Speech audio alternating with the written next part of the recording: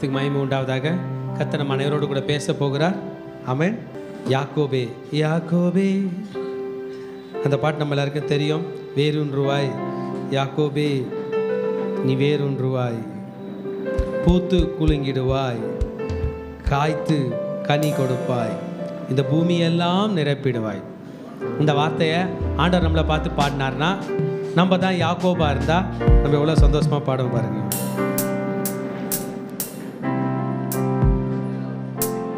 பாடலாமா?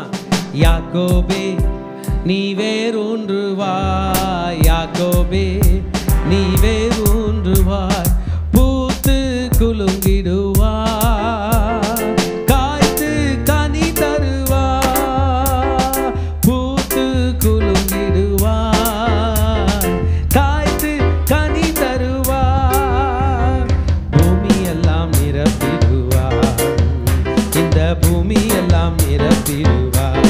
மகனே என் மகனே நீ வேரூன்றுவாய், என் மகளே நீ வேரூன்றுவாய். நானே உன்னை காப்பாற்றுவேன், நாள்தோறும் நீர் பாய்ச்சுவேன், இரவும் பகலும் உன்னை காத்துக் கொள்வேன், எவரும் தீங்கிழைக்க விட மாட்டேன்.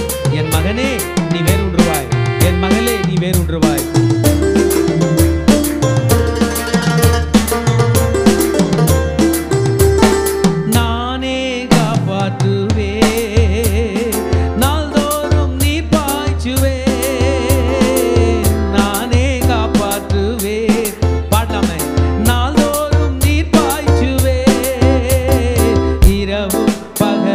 காத்துக் கொள்வேன், இரவும் பகலும் காத்துக் கொள்வேன், எவரும் தீங்கிழைக்க விட மாட்டேன், எவரும் தீங்கிழைக்க விட மாட்டேன்.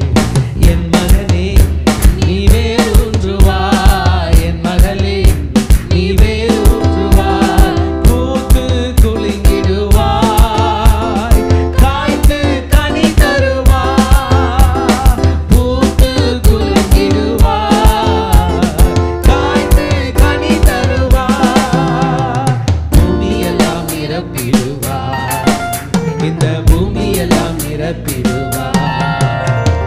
அருமையான மகன் அல்லவோ, எனக்கு பிரியமான பிள்ளை அல்லவோ, அருமையான மகன் அல்லவோ, பிரியமான பிள்ளை அல்லவோ, உன்னை நான் இன்னும் நேசிக்கிறேன், உன்னை நான் இன்னும் நினைக்கிறேன், உனக்காக என் இதயம் ஏங்குகின்றது, உனக்காக என் இதயம் ஏங்குகின்றது.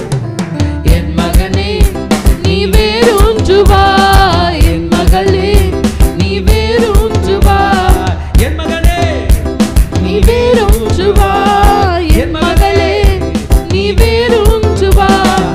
பிரியமான மகன் அல்லவா, எனக்கு பிரியமான பிள்ளை அல்லவா, அருமையான மகன் அல்லவா, எனக்கு பிரியமான பிள்ளை அல்லவா. நான் உன்னை நினைக்கிறேன், நினைக்கிறேன், உனக்காக என் இதயம் ஏங்குகின்றது, உனக்காக என் இதயம் ஏங்குகின்றது. என் மகனே நீ வேரூன்றுவாய், மகளே நீ வேரூன்றுவாய், என் மகனே நீ வேரூன்றுவாய், என் மகளே நீ வேரூன்றுவாய்.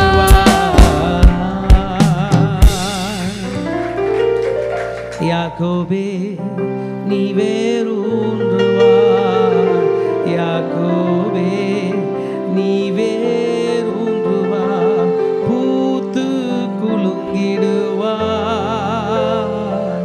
காய்த்து கனி தருவாய், பூத்து குலுங்கிடுவாய், காய்த்து கனி தருவாய், பூமியெல்லாம் நிரப்பிடுவாய்,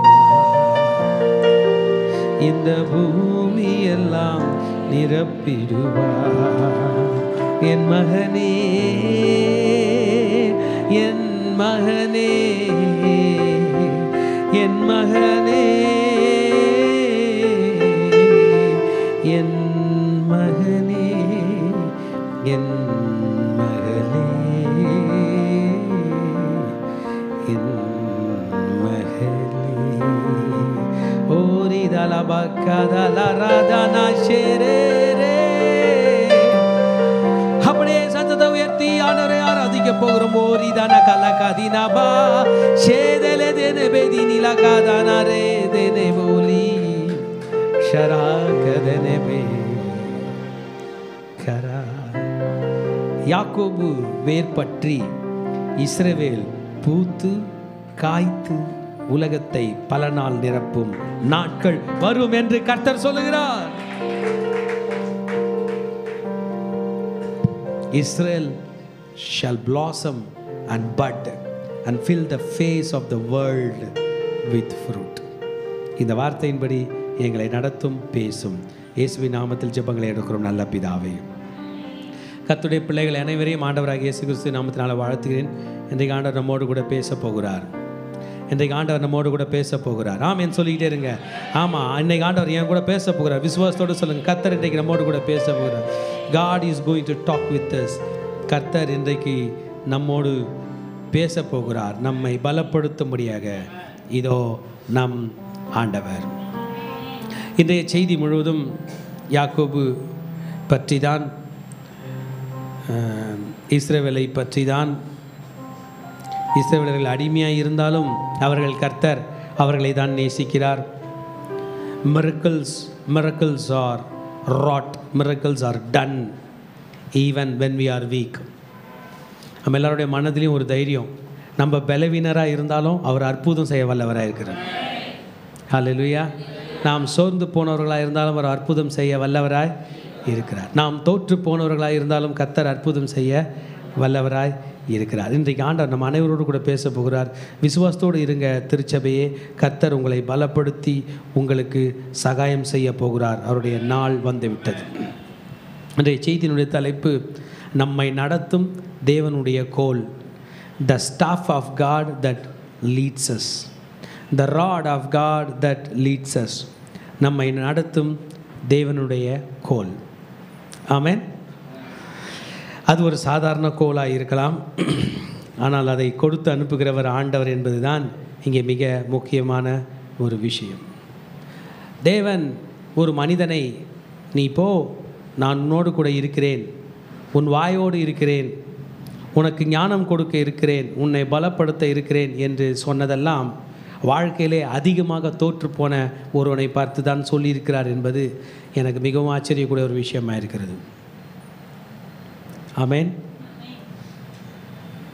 ஒரு ஞானி வெற்றி பெற்றதுக்கு என்னங்க காரணம்னு கேட்டாங்களா? அப்போ அவர் சொன்னார், த fears, the tears, the years அப்படின்னாராம். The fears, the tears, the years. என்னுடைய கண்ணீர், என்னுடைய பயங்கள், அந்த வருடங்கள், இதுதான் வெற்றிக்கு காரணம். The fears, the tears, the years. எவ்வளவோ நாள் கண்ணீர் வடிச்சிருக்கேன், அது எத்தனையோ வருடங்கள் காத்திருந்தேன், அது எவ்வளோ பயங்கள், இதை தாண்டி தான் வெற்றி பெற்றேன். மோசேயை பற்றின தியானம்தான் இது. அவருடைய வாழ்க்கை வரலாறை பற்றின ஒரு சின்ன இன்ட்ரோடக்ஷனை கொடுத்துவிட்டு நான் இங்கே போகிறேன். பிறந்தா இந்த மனுஷன் மாதிரி பிறக்கணும் என்று நினைக்கிற அளவிலே பிறப்பிலே ஒரு மாபெரும் அற்புதத்தோடு பிறந்தவர் தான் இந்த மோசே. இந்த மோசே பிறக்கும்போது என்னையா அப்படி அற்புதம் என்று கேட்கிறீர்கள் என்றால், அவர் தாய் அதிக விசுவாசத்தோடு இருக்க வேண்டிய நிலை இருந்துச்சு. திருச்சபையை ஒன்றை புரிந்து கொள்ளுங்கள், நம்ம வாழ்க்கையில் என்னைக்கு பிரச்சனை அதிகமாகுதோ அன்னைக்கு தான் ரொம்ப விசுவாசிக்கணும், ரொம்ப விசுவாசிக்கணும். சூழ்நிலைகள் பாதகமாக இருக்கும்போது நம்ம இன்னும் அதிகமாக விசுவாசிக்கணும். சூழ்நிலைகள் நமக்கு உதவி செய்ய இல்லாத போது இன்னும் அதிகமாக விசுவாசிக்கணும். இந்த மோசேயினுடைய பிறந்த காலம் ரொம்ப கொடிதான காலம், ஆனால் அற்புதம் நடக்க போது பாருங்கள். என்ன அப்படி என்று கேட்கிறீர்களா? மோசே பிறக்கும்போது நாட்டினுடைய சட்டம் மிகவும் ஸ்ட்ராங்காக இருந்துச்சு. மோசே பிறந்த குலம் இஸ்ரவேலர் குலம், இஸ்ரவேலர் ஜாதி. இந்த இஸ்ரவேலர்கள் அப்போ இஸ்ரவேல் என்ற நாட்டிலே இல்லை, எகிப்து என்கிற நாட்டிலே அடிமைகளாய் கெஸ்டாக வாழ்ந்து கொண்டிருந்தார்கள். இந்த கெஸ்டாய் வாழ்ந்து கொண்டிருந்தவர்கள் பலுகி பெருகினதை அடக்க வேண்டும் என்பதற்காக அந்த நாட்டினுடைய மன்னனாகிய பார்வோன் ஒரு திட்டம் வகுத்தான். என்ன திட்டம் வகுத்தானா, இவர்களை எல்லாம் அழிக்க வேண்டும், இவர்களை அடக்க வேண்டும் என்று சொல்லி ஆண் பிள்ளைகள் பிறந்தால் அவர்கள் பிறக்கும் போது அவர்களை கொன்றுவிட வேண்டும் என்று ஒரு கட்டளை போட்டான். மருத்துவச்சிகள் அதற்கு உடன்படவில்லை, ஹாஸ்பிட்டல் அதுக்கு உடன்படவில்லை. அந்த குழந்தைகள் எல்லாரும் காப்பாற்றப்பட்டார்கள் என்று வசனம் சொல்லுகிறது. அது 1ஆம் அதிகாரம் 20ஆம் வசனத்திலேருந்து நம்ம படிக்கிறோம். 21ஆம் வசனத்தில் அந்த ஆண் பிள்ளைகள்லாம் தப்பிச்சிருச்சு, ஏன்னா அவங்க ஆண்டவருக்கு பயந்தாங்க. பெண் பிள்ளைகளுக்கு மட்டும் கிரேஸ் கொடுத்தான். இந்த காலகட்டத்திலே யக்கோபேத் என்று சொல்லுகிற ஒரு ஸ்திரீ, இந்த ஸ்திரீக்கு ஒரு குழந்தை பெறுகிறது. இந்த குழந்தை ஆண் பிள்ளையாய் இருக்கிறது. எல்லாருக்கும் ஒரு எண்ணம், ஐயோ இந்த குழந்தை ஆண் பிள்ளையாய் பிறக்காமல் பெண் பிள்ளையாய் இருந்தால் நலமாய் இருக்குமே, ஐயோ இந்த பிள்ளை பிறந்திருந்தது பெண் பிள்ளையாய் பிறந்தால் நலமாய் இருக்குமே என்று எல்லாரும் யோசிக்கிற அளவுக்கு ஜெபம் பண்ணி கொண்டிருக்கும் போது பிறந்தது ஆண் பிள்ளையாய் பிறந்து விட்டது. நமக்கு எல்லாருக்கும் தெரியும், ஆண் பிள்ளையாய் பிறந்தது யோக்கபேத். அவங்க அப்பா பேர் அம்ராம். ஆண் பிள்ளையாய் பிறந்தா இப்போ சூழ்நிலை என்ன? லேட்டஸ்ட் நியூஸ் ஈஜிப்டை பற்றி என்றால், ஆண் பிள்ளைகளை கொலை செய்து விட வேண்டும். ஆண் பிள்ளையாய் இருந்தால் அந்த பிள்ளை வாழ்வதற்கு வழியே இல்லை. The child has to be thrown into Nile. Nile நதியிலே அந்த பிள்ளையை போட்டு விட வேண்டும். இதுதான் சட்டம். இப்பேற்பட்ட காலகட்டத்தில் தான் நம்ம இப்போ படிக்க போகிறோமே, அந்த மோசே பிறக்கிறார். எபிரேயர் நிருபம் 11ஆம் அதிகாரத்தில் விசுவாசத்தை பற்றி பேசுகிற எபிரேயர் நிருபக்காரன் மோசேயுடைய தாய் தந்தை விசுவாசித்தபடியால் அந்த பிள்ளையை 3 மாதம் ஒளித்து வைத்திருந்தார்களாம். The parents of Moses had faith. அவர்கள் விசுவாசம் வைத்திருந்தபடியால் அந்த பிள்ளையை பாதுகாப்பதற்காக, இந்த வசனத்தில் சொல்லப்பட்டது பிரகாரம் அந்த பிள்ளையை பாதுகாப்பதற்காக 3 மாதம் ஒளித்து வைத்தார்களாம் விசுவாசத்தோடு. திருச்சபையே, விசுவாசம் என்பது நம்பப்படுகிறவைகளின் உறுதியும் காணப்படாதவைகளின் நிச்சயமாய் இருக்கிறது. ஹல்லேலூயா! எத்தனை பேர் விசுவாசிக்கிறீங்க? நம்பப்படுகிறவைகளின் உறுதியும் காணப்படாதவைகளின் நிச்சயமாய் இருக்கிறது. எபிரேயர் 11:23 சொல்லப்பட்டிருக்கிறது, அவர்கள் அந்த பிள்ளை அழகுள்ள பிள்ளை என்று கண்டு 3 மாதம் ஒளிச்சு வச்சாங்க. ஆனால் சூழ்நிலை உலகத்தில் இந்த குழந்தை என்ன பண்ணோம்? தூக்கி போட்டு விடப்பட வேண்டும். இந்த குழந்தையை தூக்கி நைல் நதியிலே போட்டு விடப்பட வேண்டும் என்கிற சட்டம் இருக்க பிள்ளையை வளர்க்கிறார்கள். ரொம்ப எக்ஸலண்ட்டான பர்சன். அவங்க தாய் விசுவாசி. கையில் காசு இல்லைனா கூட பரவாயில்ல, திருச்சபையே நாம் விசுவாசம் இல்லாமல் இருக்கக்கூடாது. ஆமேன். உடம்பு நோஞ்சானா இருந்தால் கூட பரவாயில்ல, விசுவாசத்தில் வாழ வேண்டும். இயேசு கிறிஸ்து இந்த பூமியில் இருக்கும்போது ஒவ்வொரு முறையும் கேட்டது, நீங்கள் விசுவாசிக்கவில்லையா, நீ விசுவாசிக்கவில்லையா, நீ விசுவாசிக்கவில்லையான்னு. இன்றைக்கு அமர்ந்து கொண்ட நம்மை பார்த்து நீ விசுவாசிக்கவில்லையா என்று தான் கேட்கிறார். The worst and the worst of scenario, the best and the best of God's miracle is going to happen. worst சினாரியோவில் இருக்கும்பொழுது கூட பெஸ்ட் ஆன அற்புதங்களை கர்த்தர் செய்ய வல்லவராக இருக்கிறார். நமக்கு என்ன நடந்தது என்று தெரியும். இந்த மோசேயின் தாய் அந்த பிள்ளையை 3 மாதம் ஒளித்து வைத்த பிறகு அந்த பிள்ளையை ஒளித்து வைக்க முடியாது என்று சொல்லி நினைத்து அந்த பிள்ளையை ஒரு நாணர் பெட்டி செய்து அதிலே உள்ளும் புறம்பும் கீழும் பிசினும் பூசி அந்த பிள்ளையை நதியோரமாய் நாணலுக்குள்ளே வைத்து விட்டாள். பிறந்தது ஆம்பளை பிள்ளை. தூக்கி நைல் நதியில் போடணும். நைல் நதியில் போடலை, பத்திரமாக ஒரு பெட்டி செஞ்சு பெட்டியில் வச்சுட்டாங்க. ஆமேன். இந்த குழந்தை இப்போ அதிசய குழந்தை. பொழைச்சா பொழைச்சிக்கோ, நீ ஆண்டவன் பிள்ளை இல்லை. நிறைய பிள்ளைங்களை பார்த்து சொல்லுவாங்க, இந்த குழந்தைய நான் ஆண்டவருக்குன்னு ஒப்பு கொடுத்துட்டேன். ஏம்மா, அது சின்ன வயசுலேயே சாக கிடந்துச்சு, நீ உயிர் கொடுத்தீன்னா நீயே எடுத்துக்கோன்னு சொன்னோம். உயிர் கொடுத்தாரு கடவுள். யாரை கொடுத்துட்டேன்? கடவுள். அந்த மாதிரி ஒரு கடவுள் பிள்ளை இது. அந்த அம்மா விட்டுட்டு தூரம் நின்று பார்க்குது. இந்த அம்மாவை தாண்டி அவள் அக்காளுடைய விசுவாசம் பெரியது. அந்த அக்கா அந்த குழந்தையை பார்த்துட்டு நதியோரமாக ஆற்றங்கரையில் அவள் போகிறாள். நைல் நதி சாதாரண நதி இல்லைங்க, 6800 கிலோமீட்டர் நீளம் உள்ள நைல் நதி. இந்தியாவுக்கு வடக்கே இமயமலை, தெற்கே குமரிமுனை. அது 2700 800 600 கிலோமீட்டர் தான். ஆனால் நைல் நதியோவில் 6800. ஆப்பிரிக்கா கண்டம் முழுவதும் பாய்கிற மாபெரும் நதி. எகிப்தின் வழியாய் போகிறது. அந்த குழந்தையை விட்டு விட்டாள். இந்த அக்கா முடிவெடுத்தா, இந்த குழந்தை எவ்வளோ தூரம் போதோ விசுவாசத்தோடு போய் பார்ப்பேன். போனால் குழந்தை ரொம்ப தூரம் ட்ராவல் பண்ணல, அது எகிப்து அரண்மனை வழியாய் அந்த ட்ரிபியூட்ரியில் போயிடுச்சு. போகிற அந்த குழந்தையை பார்வோனுடைய குமாரத்தி அந்த நதியில் ஸ்நானம் பண்ண வருகிறவள் அந்த குழந்தையை பார்க்கிறாள். தன் தாதியை அனுப்பி அந்த பிள்ளையை தூக்கி கொண்டு வருகிறாள். யாத்திரையாகமம் 2ஆம் அதிகாரம் 6ஆம் வசனத்தின்படி பிள்ளை அழுதது, அவள் அதன் பிள்ளை மேல் இரக்கமுற்று இது எபிரேய பிள்ளைகள் ஒன்று என்று சொன்னாள். குழந்தை என்ன பண்ணிருச்சு? அழுது. எகிப்தியர்கள் ஆப்பிரிக்கா கண்டத்தில் இருக்கிறவங்க, அவங்களாம் கருப்பாக இருப்பாங்க. இது இஸ்ரவேல குழந்தை எப்படி இருக்கும்? செக்கச்செவ்வேல் அழகாக இருக்குது. என்னதான் சட்டம் வீறிட்டு பாய்ந்தாலும் இந்த குழந்தை அவள் கையில் வந்தபடியால் அந்த குழந்தையை தன் கையில் எடுத்துக்கொண்டு முடிவெடுத்தால், நான் இந்த பிள்ளையை வளர்க்கப் போகிறேன். ஹல்லேலூயா. விசுவாசம் நம்மளை மட்டும் ஆப்ரேட் பண்ண வைக்காது, யாருன்னே தெரியாதவங்களெல்லாம் நமக்காக ஆப்ரேட் பண்ண வைக்கும். ஏன் சில நேரத்தில் நம் எதிரிகளை கூட நமக்காக செயல்படும்படி வைக்கும். அந்த பிள்ளையை பார்வோனின் மகள் எடுக்கிறாள். இந்த அம்ராமின் மகள் மீரியாம் என்று சொல்லுகிறவள் அந்த குழந்தை அழறதை பார்த்து இந்த பிள்ளைக்கு பால் கொடுக்கும்படி ஒரு தாயை கொண்டு வரட்டுமா என்று கேட்க, பார்வோனின் குமாரத்தி கொண்டு வா என்று சொல்ல பிள்ளையின் தாயையை அழைத்து கொண்டு வருகிறாள். இளவரசி சொல்லுகிறாள், இந்த பிள்ளையை எனக்காக வளர்த்துடு, நான் உனக்கு சம்பளம் கொடுக்கிறேன் என்று சொல்லுகிறாள். பிறந்தப்பவே அம்மாவுக்கு மாதம் மாதம் சம்பளம் வாங்கி கொடுத்த குழந்தை தான் இந்த மோசே என்ற குழந்தை. ஹல்லேலூயா. பிறந்தா யார் மாதிரி பிறக்கணும்? இப்படி பிறக்கணும். அவனுக்கு என்ன நடக்குதுன்னு தெரியும் போதே வெறும் அற்புதமாக நடக்குது அவன் லைஃப்பில். ஸ்தேவான் அவர் தன்னுடைய 7ஆம் அதிகாரத்தில், நீங்கள் பைபிளில் அப்போஸ்தலர் நடபடிகள் 7ஆம் அதிகாரம் படிச்சிங்கன்னா பைபிளோட ஹோல் ஹிஸ்ட்ரியை ஸ்தேவான் என்று சொல்லுகிற ஒரு டீக்கன் மெசேஜ் கொடுத்துருப்பார். எக்ஸலண்ட்டான மெசேஜ். ஆபிரகாம்லேருந்து ஆரம்பித்து இயேசு வரைக்கும் சொல்லியிருப்பார். அந்த ஸ்தேவான் ரெக்கார்ட் பண்ணுறாரு 7ஆம் அதிகாரம் 22ஆம் வசனத்தில். அவன் எகிப்தினுடைய சகல, யாராவது அந்த வசனத்தை எடுத்துங்க படிங்க. மோசே எகிப்தினுடைய சகல சாஸ்திரங்களிலும் கற்பிக்கப்பட்டு வாக்கிலும் செய்கையிலும் வல்லவனானான். வாக்கிலும் செய்கைகள். மிலிட்ரி பவர்லாம் எதில்? செய்கையில். பேச்சு ஆற்றல் வாக்கில். He was excellent in all these things. வல்லமை சூப்பர். வெற்றி மேல் வெற்றி அவரை சேர்ந்து கொண்டிருக்கிறது. வாலிபம் இருக்கும்போது வெற்றி, அருமை. பெற்ற தாய்க்கும் சந்தோஷம், வளர்த்த தாய்க்கும் சந்தோஷம். எல்லாவற்றிலும் வாழ்கிறான். அவன் தாய் அவன் பால் மறந்த பிறகு கொண்டு வந்து அவனை கொடுக்கிறாள்.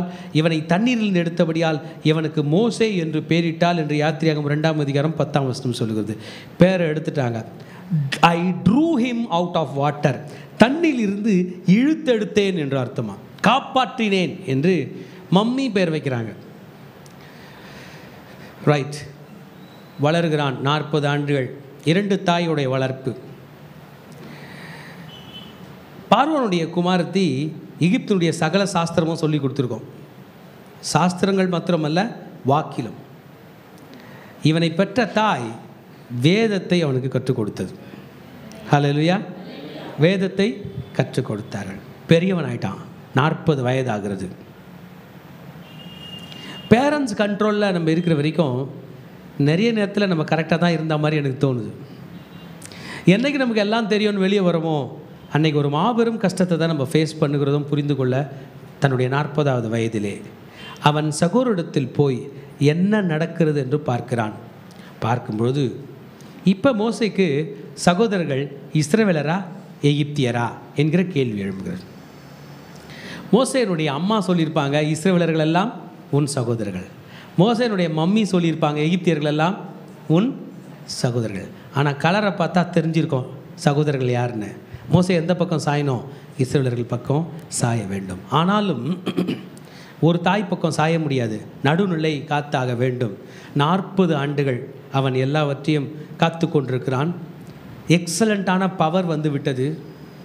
அவன் ராஜ அரண்மனையிலே இருந்து ராஜாவின் ரதத்திலே புறப்பட்டு வேலை நடக்கிற இடத்தை சுற்றி பார்க்கிற அளவுக்கு திறன் படைத்தவனாய் வளர்கிற காலத்தில் ஒரு சம்பவம் நடக்கிறது. அவன் வாழ்க்கையை புரட்டி போட போகிறது. அவன் போகும்போது 2 பேருமே சகோதரர்கள் தான். ஒருவன் சுமை சுமக்கிறான், சுமை சுமக்கிறவனை ஒருவன் அடிக்கிறான். சுமை சுமக்கிறவன் இஸ்ரவேலன், சுமை சுமக்கிறவனை அடிக்கிறவன் எகிப்தியன். அநியாயத்தை கண்டு கொந்தளித்து எழுங்குகிறான். அங்கும் இங்கும் பார்த்து யாரும் இல்லாததை அறிந்து எகிப்தினை வெட்டி மணலிலே புதைத்து போட்டான். ஆமென். ஃபஸ்ட்டு டைம் தான் லைஃப்பில் 2 அம்மாவும் எஸ் சொல்லாத ஒன்றை பண்ணிட்டான். ஒரு நாளும் மோசேயினுடைய தாய் அவனை பார்த்து, நீ இஸ்ரவேலர்களுக்கு விரோதமாய் வருகிற எகிப்தியரை கொல்லுன்னு அம்மா சொல்லியிருக்க மாட்டாங்க. ஒரு நாளும் எகிப்திய தாய், அதான் மம்மி, இவனை பார்த்து நீ எகிப்தியனெல்லாம் கொல்லுன்னு சொல்லியிருக்க மாட்டாங்க. 2 தாய்க்கு ஒரு ஆசை. எகிப்தின் தாய் சொல்லியிருப்பாங்க, உன்னை நான் வளர்க்குறேன், நீ எங்கள் அப்பா ஸ்தானத்தில் நீ தான் ராஜாவாக வரணும். எங்கள் அண்ணன் பசங்க இருக்காங்க, தம்பி பசங்க இருக்காங்க, அவங்களோட யார் வரணும்? நீ தான் வரணும்னு அந்த தாய் படிக்க வச்சு ஸ்டேட்டஸில் நம்பர் 1 கொண்டு வந்து நிறுத்திருக்கு. அடுத்த ராஜா அவன் தான் ஆக வேண்டும், வேறு நிலை இல்லாதபடி எக்ஸலண்ட்டாக கொண்டு வந்து நிறுத்த. இந்த தாய் சொல்லியிருப்பாங்க, அப்பா ஆண்டவர் ஏதோ ஒரு திட்டத்தோடு உன்னை காப்பாற்ற வச்சுருக்காரு.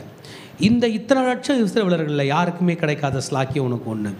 நீ ராஜா விட்டு பிள்ளையாக வளர்ற, நீ ஒரு நாள் ராஜாவாவ, கத்தியின்றி இரத்தமின்றி நம் ஜனத்தை நீ ராஜாவாகி விடுதலை செய் என்று சொல்லியிருப்பாங்க. 2 தாயும் சமாதானத்தை தேடுகிற தாய்கள் தான். ஆனால் 40வது வயதிலே ஒரு தவறு தன் குடும்பத்துக்கு தீங்கிழைக்கப் போகிறது என்று தெரியாமல் கோபத்தில் செய்து விட்டான். எகிப்தினை வெட்டி மண்ணோடு மண்ணாய் புதைத்து விட்டான். எகிப்தை பற்றி நான் சொன்னேன்னா, ஏறக்குறைய 4000 ஆண்டுகளாக உலக சூப்பர் பவர். இன்றைக்கி அமெரிக்கா இருக்கிறது மாதிரி அன்னைக்கு எகிப்து.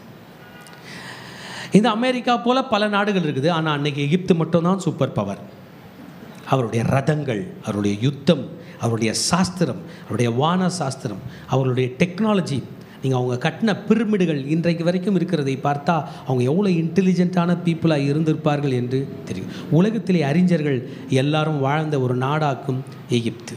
ஏன் நம் இந்திய வரலாற்றிலே சொல்லப்பட்டிருக்கிறது, எகிப்து தேசத்தை சமஸ்கிருதத்திலும் இந்தியிலும் மிஸ்ர் தேஷ் அப்படின்னு சொல்லப்படுது. மிஸ்ர் தேஷ். எகிப்தினுடைய வரலாற்றில் இந்தியாவை இந்து தேசம், இந்து சமவெளி, இண்டஸ், கேஞ்சஸ், பிரம்மபுத்திரா, அந்த அந்த 6 நதி ஓடுகிற இடத்துல உள்ள சமவெளிக்கு பேர் தான் இந்து சமவெளி. சிந்து சமவெளி என்கிற பேர் வந்து அப்படின்னா அவங்க இந்து தேசம் நம்ம அழைக்கிறாங்க. நம்ம அவர்களை மிஸ்ர் தேசம் என்று அழைக்கிற அந்த எகிப்திலே ஒரு மன்னனாக இருக்க வேண்டிய இவன் முதலாவது தவறு இழைக்கிறான், துணிந்து தவறு இழைக்கிறான். முதல் நாள் தன் ஞானத்தினால் அவனை கொன்றவனை மணலில் போட்டு புதைத்து விட்டான். 2வது நாளுக்குள்ள அவன் செய்த தப்பை அவனால் மறைக்க முடியவில்லை. தன் பாவங்களை மறைக்கிறவன் வாழ மாட்டான். அவைகளை அறிக்கை செய்து விட்டு விடுகிறவனோ இரக்கம் பெறுவான். 2வது நாள் அதே போல் அதே பவரோடு போகும்பொழுது இந்த விசை 2 எபிரேயர் சண்டை பண்ணி கொண்டிருக்கிறார்கள். அதிலே ஒருவன் அநியாயமாய் சண்டை பண்ணுகிறான். அவனை பார்த்து மோசே கேட்டான், நீ ஏன் உன் தோழனை அடிக்கிறாய் என்று கேட்க, அதற்கு அவன் 2 பேரும் அவன் சகோதரர்கள் இஸ்ரவேலர்கள், உன்னை அதிகாரியாகவும் நியாயாதிபதியாகவும் ஏற்படுத்தினவன் யார்? நீ எகிப்தனை போட்டது போல என்னையும் கொன்று போட நினைக்கிறாயே என்று சொல்லுகிறான். நேற்று யாருக்குமே தெரியாமல் நடந்தது, இன்றைக்கு உலகத்துக்கே தெரிந்து விட்டது. முதல் முறை தன்னுடைய ப்ரொஃபைலை மாற்ற போகிறான். அவனுக்கு தெரியும் எகிப்தினுடைய இன்டெலிஜென்ஸ் சோர்ஸ், எகிப்தினுடைய இராணுவம், எகிப்தினுடைய போலீஸ் தன்னை ஒரு நாள் கண்டுபிடித்து தன்னை கொன்றுவிடும் என்று பார்வோனின் பட்டயத்துக்கு பயந்து தன்னுடைய ப்ரொஃபைலே மாத்திரான்.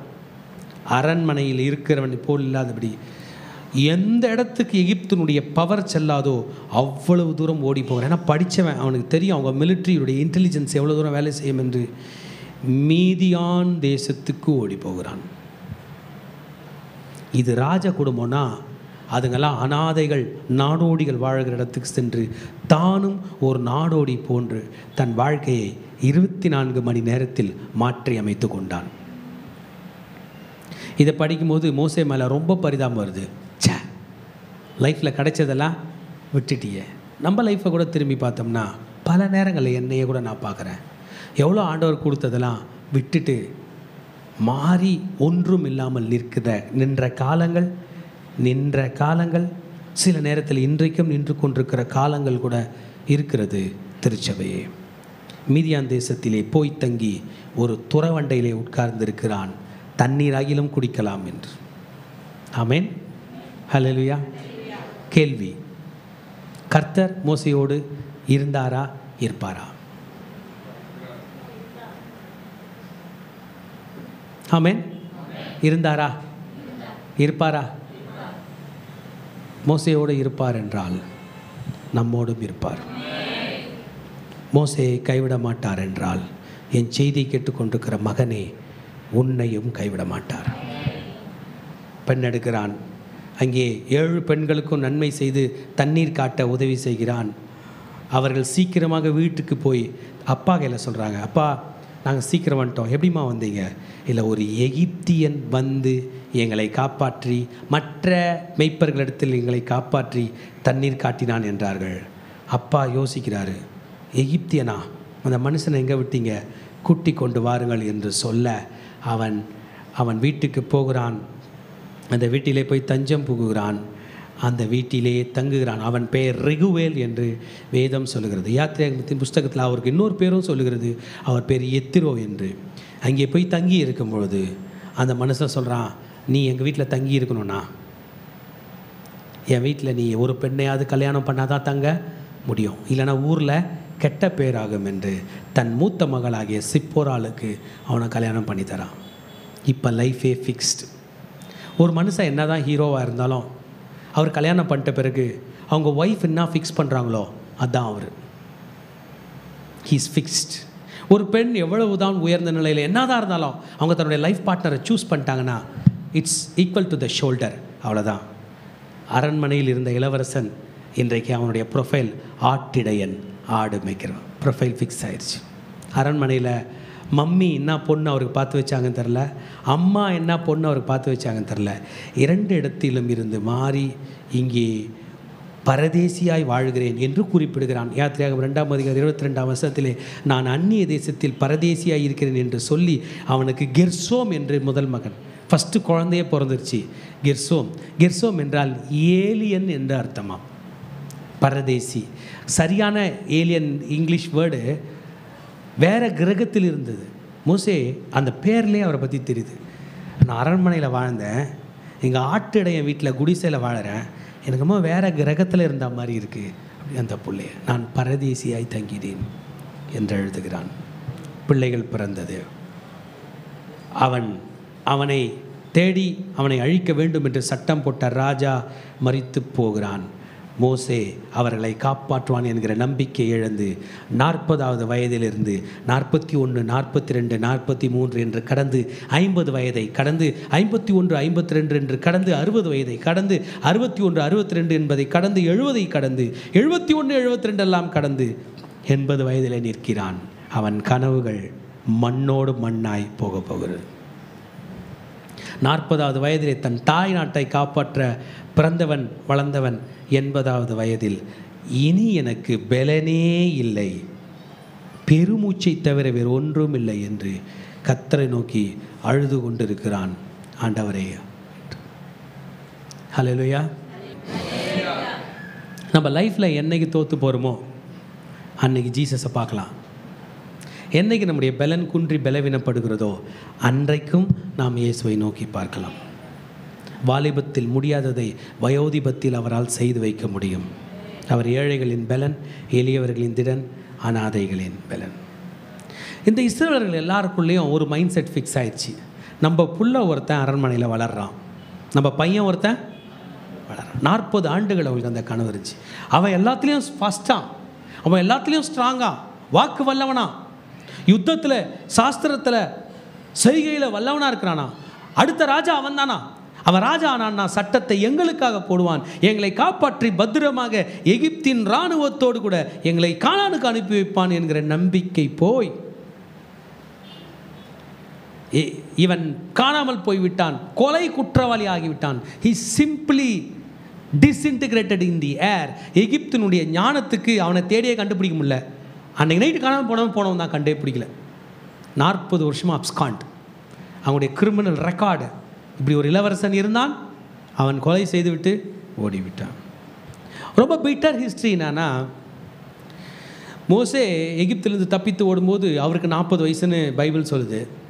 அவனை பெற்ற தாய்க்கு குறைஞ்சது 70 வயசு இருக்கும். ஏன்னா இவனுக்கு முன்னாடி 2 பிள்ளைங்க இருக்கு அவங்களுக்கு. அவனை வளர்த்த தாய்க்கு அந்த அம்மா நதியோரத்தில் போகும்போது அவங்களுக்கு ஒரு 20 வயசு இளவரசியாக இருந்தாலும் இந்த பிள்ளையை எடுத்து தத்தெடுத்து வளர்க்குறாங்க. அவங்களுக்கு 60 வயசாவது இருந்திருக்கும்.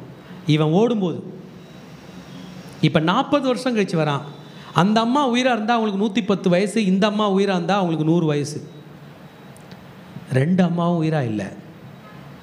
அவனையே நம்பி என் மகன் சொல்லிட்டு இருந்த 2 தாயோட மரணத்தையும் கூட பார்க்க அவன் வரல. கொஞ்சம் அடி லைஃப்பை யோசிச்சு பாருங்களேன். அவர் எவ்வளோ கஷ்டப்பட்டிருப்பார் இந்த மோசே என்று. தன் தாய் மரித்தாள் என்று கூட அவனுக்கு தெரியாது. அப்படி யாருன்னா தெரிய போயிருந்தால் கூட அவனை பிடிச்சிட்டு இருப்பாங்க. ஏன்னா ஈஜிப்ட் வந்து ஸ்ட்ராங் பவர். ஆமேன். இஸ்ரவேலர்கள் இந்த மோசையை காப்பாற்றுவான் என்று எண்ணி அவனால் பிரயோஜனமில்லை என்று மறுபடியும் கர்த்தரை நோக்கி கூப்பிடுகிறார்களாம். வசனம் சொல்லுகிறது, தேவன் அவர்கள் பெருமூச்சை கேட்டார் என்று. 23ஆம் வசனம் சொல்லுகிறது, இஸ்ரவேல் புத்திர அடிமைத்தனத்தினால் தவித்து முறையிட்டு கொண்டிருந்தார்கள். அவருடைய அடிமைத்தனத்தில் இருந்து முறையிடும் சத்தம் தேவ சந்நிதியில் எட்டினதாம். கர்த்தர் ஆபிரகாம், ஈசாக்கு, யாக்கோபோடு செய்த உடன்படிக்கையை நினைவு கூர்ந்தார் என்று யாத்திரையாகமம் 2ஆம் அதிகாரம் 24ஆம் வசனம் சொல்கிறது. ஆனால் கர்த்தரால் ஏற்படுத்தப்பட்ட இரட்சகன் இதோ ஆடு மேய்த்து கொண்டிருக்கிறான். ஆமென். கர்த்தர் நம்ம அழைச்சார்னா ஸ்கில் இல்லைன்னு நம்மளை விட்டுட்டு போயிடுவாரா? ஆனால் உலகம் ஸ்கில் இல்லைன்னா விட்டு போயிடும். நீங்கள் எக்ஸாம் எழுதணும், நெட் எக்ஸாம் எழுதணும், நீட் எக்ஸாம் எழுதணும், மேலே போகணும், ஃபெயில் ஆகிட்டா வேலை இல்லை, இல்லை அப்ரைசலில் பாஸ் பண்ணணும், நிறைய எடுக்கணும், குட் வாங்கணும், இல்லைன்னா குட் ஸ்கோர் வாங்கணும், இல்லைன்னா இல்லை. அப்படி தானே? ஆண்டவர் மட்டும் எப்படிங்க பேட் ஸ்கோர் வாங்கினா கூட காப்பாற்றுறாரு. ஆமேன். இது எதை தெரிகிறது என்றால், நம்முடைய தாழ்மைக்கும் நம்முடைய ஜெபத்துக்கும் பதில் உண்டு என்பதை இந்த வார்த்தை நமக்கு சொல்லுகிறது. தாழ்மை உள்ளவனுக்கும் கிருபை அளிக்கிறோம். நான் உங்களுக்கு ஒன்று சொல்கிறேன் கேளுங்க. லைஃப்பில் எப்போ தோத்துட்டாலும் உடனே லோ ப்ரொஃபைலுக்கு போயிட்டு நம்மளை தாழ்த்த வேண்டும். ஆண்டவரே நான் தான் தப்பு பண்ணிட்டேன், என்ன மன்னிச்சிடுங்க. 40 ஆண்டுகள் தன்னை தாழ்த்துகிறான். ஒரு நாளும் ஒரு இடத்துல நான் ஒரு இளவரசன் என்று சொல்லவே இல்லை. எகிப்தின் பெருமைகள் அவனோடு போனது. இன்றைக்கு ஆடு மேய்த்து கொண்டு வருகிறான். இஸ்ரவேல் மக்கள் அந்த காலத்தில் அந்த வனாந்தரத்தில் ஆடு மேய்க்கும் போது இப்போ மாதிரி எல்லா இடத்துலையும் மேய்க்க முடியாது. ஆடுகளை பத்திரமாக மேய்ச்சிட்டு போய் சில இடத்துல தான் புல் இருக்கும், அங்கே தான் மேய்க்க முடியும். தண்ணி புல் இருக்கிற இடத்த மேய்க்க முடியும். திரும்பி பெரிய வனாந்திரம், ஒரு நாள் ஃபுல்லாக 2 நாள் ஃபுல்லாக வனாந்திரம் இருக்கும். அப்புறம் தான் வீட்டுக்கு வர முடியும். அப்போ கிளம்புனாங்கன்னா 1 வருஷம் 2 வருஷம் கூட ஆகும். போயிட்டு அந்த ஆடுகள்லாம் பெருக்க செய்து குட்டிலாம் போட வச்சு திரும்பி வீட்டுக்கு வந்துட்டு வீட்டுக்கிட்ட தண்ணியெலாம் இருக்கும். அது மேய்கிற இடத்துல தண்ணி இருக்காது. பல கிலோமீட்டர் தூரத்தில் எல்லாம் பயணம் பட்டு போக வேண்டிய நிலை. ஆடுகளை மேய்த்து கொண்டே ஒரு நாள் எகிப்துக்கும் அவன் வாழ்கிற இந்த மீதியான் தேசத்துக்கும் நடுவில் இருக்கிற சீனாய் மலை அருகே வருகிறான். சீனாய் மலை என்பது இன்றைக்கு சவுதி அரேபியா கண்ட்ரியில் இருக்குது. சவுதி அரேபியாவுக்கு வந்துட்டார். ஈஜிப்ட்லேருந்து சவுதி அரேபியாவுக்கு நடந்து போக முடியாது, பெரிய லாங் டிஸ்டன்ஸ். ஆனால் போயிருக்கார். மீதியான்லேருந்து சவுதி அரேபியாவுக்கு வர முடியாது, போயிருக்கார் அவ்வளோ தூரம். சீனாய் மலை அருகே வந்து விட்டு அந்த ஆடுகளை மேய்த்து கொண்டிருக்கிறான். சீனாய் மலைக்கு தான் ஓரேப்னு பேர், ஓரேபுக்கு தான் சீனாய் மலை என்று பேர். அவன் ஆடுகளை வனாந்திரத்தின் பின்புறத்திலே ஓட்டி தேவ பர்வதமாகிய ஓரேப் மட்டும் வருகிறான். ஏற்கனவே இதுக்கு தேவ பர்வதம் என்கிற ஒரு பெயரிடப்பட்டு இருக்கிறது. என்னன்னு எனக்கு தெரில. மோசே போய் ஜெபிப்பாரா இல்லை ஆபிரகாம் போய் ஜெபிப்பாரா என்ன என்று நமக்கு தெரியவில்லை. தம் ப்ரொஃபஷனை கூட ப்ரேயர் பண்ணுற இடத்துல ஸ்டார்ட் பண்ணான். நேற்றைக்கு ஒரு நைட்டு போல் நான் இந்த விஷயத்தெல்லாம் தியானிச்சுட்டு நான் ரெஸ்ட்டுக்கு போகும்போது என் மனசில் பேசுகிறாரு, நீ ஒரு இடத்துல முன்னேறணும்னா என்ன பண்ணணும் தெரியுமா? நான் சொல்கிறேன், ரொம்ப கடுமையாக உழைக்கணும் ஆண்டவரே. இல்லை, என் நாமத்தை நீ பிரஸ்தாவப்படுத்தணும்.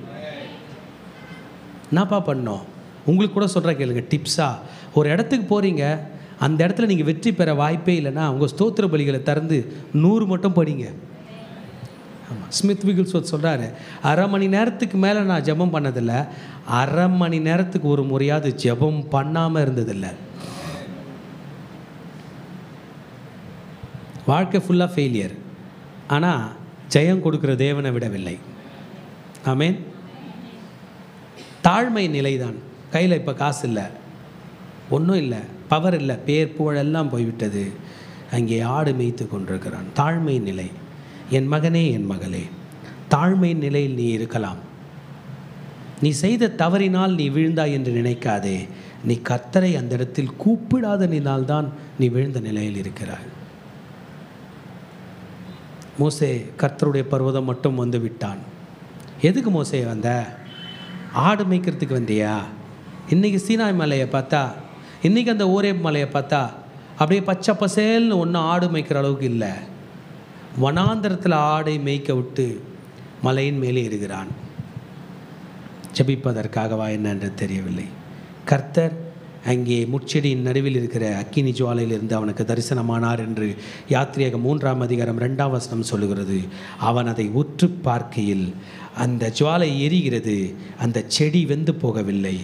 உள்ளே இருக்கிறது என்ன என்று பார்க்க கிட்டி போர்க்கிறான். அப்பொழுது உள்ளே இருக்கிற செடியில் இருந்து, அந்த அக்கினியிலிருந்து கர்த்தர் அவனை நோக்கி மோசே, மோசே என்று கூப்பிட்டார். ஆமென். The one drawn out of water, தண்ணியிலிருந்து எடுக்கப்பட்டவனே. உண்மையில் சொல்கிறாங்க, இந்த 40 வருஷம் மோசே மோசே என்ற பேரில் இருந்திருக்க மாட்டார், வேறு பேர் மாற்றின்னு இருந்திருப்பார். மோசே என்ற பேரில் இருந்தாலே அவன் டிடெக்ட் பண்ணிட்டுருப்பான். இங்கே யாருனா மோசே இருக்காங்களான்னு தேடின்னு வந்திருப்பான். மிலிட்ரி தோர்கார் மோசேன்னு கண்டுபிடிச்சிருப்பான், பேரை மாற்றிட்டு இருப்பார். 40 ஆண்டுகள் இல்லாத பெயரை அவன் தாய், அவனோட மம்மி, அந்த எகிப்திய ஸ்திரீ வைத்த பெயரை வைத்து மோசேன்னு கூப்பிடுறார். அப்பா, 40 வருஷத்துக்கு முன்னாடி யாரோ கூப்பிட்ட பேர். கண்டிப்பாக சிப்போரால் கையில் தான் பேர் மோசேன்னு சொல்லியிருக்க மாட்டான். ஏன்னா காற்றுல வெளியிட்டா கூட எகிப்துக்கு போய் சேர்ந்துடும். அது தான் மாமனார் கையில், எத்ரோ கையில் சொல்லியிருக்க மாட்டான், ரகுவேல் கையில் சொல்லியிருக்க மாட்டான். மோசே மோசே என்று கூப்பிடுகிறார். மோசே மோசே. யார் என்று கூப்பிட்டதுன்னு அவர் ஆச்சரியப்படலங்க. இதோ அடியேன் என்கிறான். See, he is waiting for the call from God. என் மகனே, ஜெபிக்கிற மகனே, ஜெபிக்கிற மகளே, ஒரு நாள் ஆண்டவர் உன்னை அதிசயமாய் சந்திக்கும் போது சொல்லுங்க டேடின்னு சொல்ற அளவுக்கு தான் நீங்களும் நானும் ஆயத்தமாய் இருக்க வேண்டும். நம்மை பெயரிட்டு கூப்பிட அவர் ஆயத்தம் உள்ளவராய் இருக்கிறார். ஹல்லேலூயா. மோசே மோசே. யாருங்க என்ன கூப்பிட்டது? சொல்லுங்க, இதோ அடியேன் இருக்கிறேன். வண்டர்ஃபுல். தோற்ற போது கூட கர்த்தர் கூட இருப்பாரா? இருந்திருக்கிறாரு. 40 ஆண்டுகள், ஒரு நாள் 2 நாளில்.